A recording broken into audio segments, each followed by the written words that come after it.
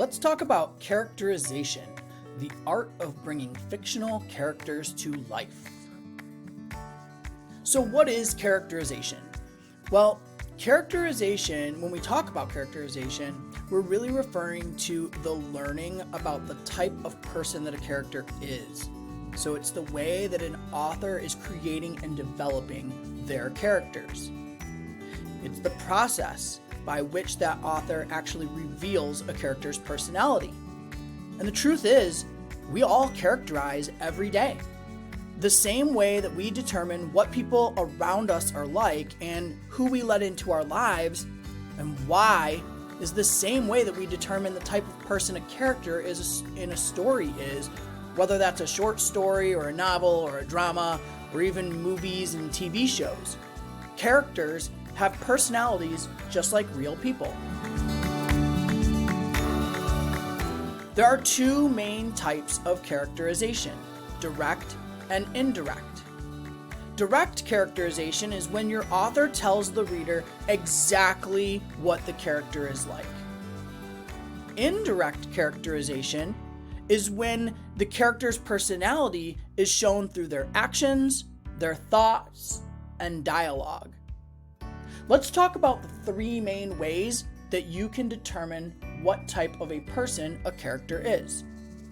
First, we talk about how characters are described. When we talk about character description, we're actually talking about the physical characteristics and the direct descriptions that you're given from your narrator. This might include the way that a character looks, dresses, talks, walks, thinks, and more. Writers almost always describe their characters, but character traits and personalities usually go beyond basic physical description. In fact, they sometimes omit physical description altogether, meaning they don't even give you a physical description at all. When a writer does describe a character, consider what's described for you and what's left for you to determine for yourself. We also can determine what kind of people characters are through dialogue and inner thoughts. So we really are looking at the way that a character speaks, and in some cases, how they think, as well as how other characters speak to and about them. A character's speech style and patterns can show their culture, it can show their socioeconomic status, it can reveal morals and values that they have. You can learn about a character's feelings. You can see how intelligent they are, and lots more. Think about all the ways that you think about other people and who they are based on the way that they talk. We can also determine characters through other character speech. So like how others view or feel another character. Dialogue and inner thoughts can be used to create humor or irony in a story. And dialogue itself can even reveal the thoughts that a character has. Finally, we can determine the type of person a character is through their behavior or the way that they act and the way that others act toward them. As the saying goes, actions speak louder than words, and this goes for fictional characters just like it does for regular everyday people. One of the biggest ways to learn about a character is to observe his or her behavior. You can learn virtually anything about a character based on his or her actions. So you want to look for those moments when characters are faced with dilemmas or difficult decisions to see how they handle those situations. Consider how their actions reflect their inner thoughts and their feelings.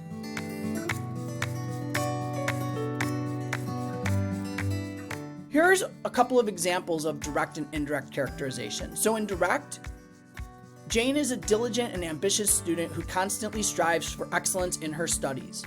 We're told directly through this description what kind of a student Jane is. She's diligent, she's ambitious, and she strives for excellence. But with Mark, we have to come up with what we think Mark is like. In our sentence here, Mark's cluttered desk is a reflection of his creative mind, with scattered sketches, colorful sticky notes, and a collection of well-worn art books. So with Mark, like I said, we have to determine the kind of person he is. But in our sentence, what picture we get is that Mark's creative and artistic.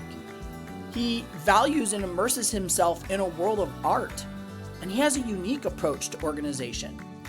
He's comfortable in a workspace that reflects his creative nature.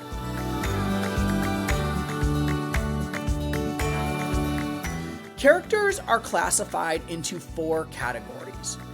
First, we want to think, are they round characters or flat characters? Round characters, generally your main characters, have complex personalities.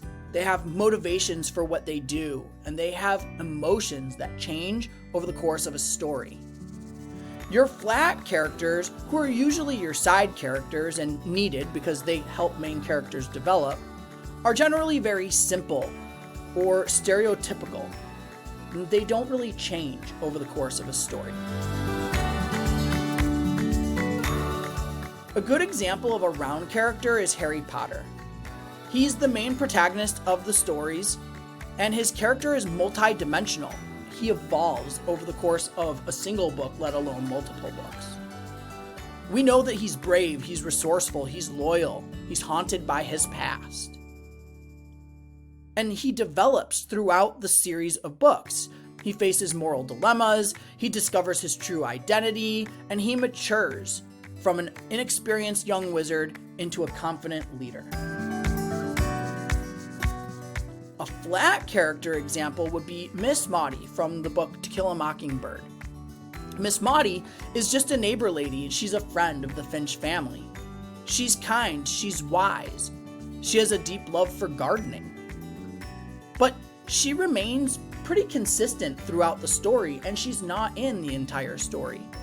She's just there to provide valuable insights to the children, and she doesn't undergo any significant change or personal growth during the story. She's really just there to provide support and wisdom to the children. Characters are also classified as being static or dynamic. Static characters do not change throughout your story, and Sherlock Holmes is an example of a static character. He's a brilliant detective who's known for his exceptional deductive and reasoning skills, but he stays the same. His personality stays the same, and his methods stay the same. They don't go under, and they don't change at all. So he would be a round yet static character because he's complex, he has a complex personality, but he remains the same. Dynamic characters undergo some kind of transformation, and this helps to add depth and complexity to the plot. Ebenezer Scrooge would be a good example of a dynamic character, right? He starts off as this miserable, cold-hearted old man who despises Christmas and everything that's associated with it. But he changes profoundly as the story goes on when he's visited by the 3 spirits, and by the end, he has a whole newfound spirit of giving, and he loves Christmas, and he loves everything about Christmas, and he loves everyone around him. So Scrooge would be an example of a round and dynamic character, because he is both complex and changes.